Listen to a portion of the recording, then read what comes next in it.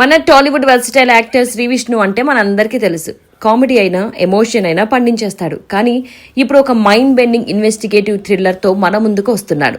అదే మృత్యుంజయ్. రీసెంట్ గా ఈ మూవీ టీజర్ చూస్తుంటే రొమాంటిక్ శ్రీ విష్ణు ఎక్కడా కనిపించడు. ఓన్లీ సీరియస్ ట్రూత్ హంటర్ మాత్రమే కనిపిస్తున్నాడు. ఈ సినిమా స్టోరీ లైన్ చాలా ఇంట్రెస్టింగ్. ఒక చావు, లోకానికి అది ఒక సాదా సీదా యాక్సిడెంట్ లాగే కనిపిస్తుంది. కానీ హీరోకి మాత్రం అందులో ఏదో కుట్ర ఉందని అనిపిస్తుంది. ఆ కేసు వెనక ఉన్న నిజాన్ని వెలికితీసే క్రమంలో వచ్చే ట్విస్ట్లే ఈ మృత్యుంజయ్.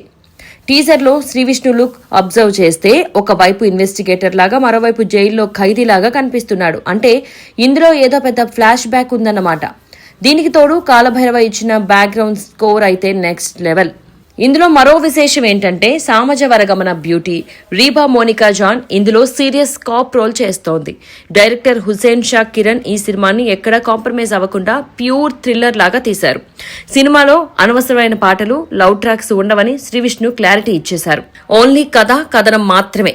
ఇక రిలీజ్ విషయానికి వస్తే ఫిబ్రవరి 27, 2026న ఈ సినిమా థియేటర్లోకి రాబోతోంది. విచిత్రం ఏంటంటే అదే రోజు శ్రీ విష్ణుదే ఇంకో సినిమా విష్ణు విన్యాసం కూడా రిలీజ్ అవ్వచ్చు అనే టాక్.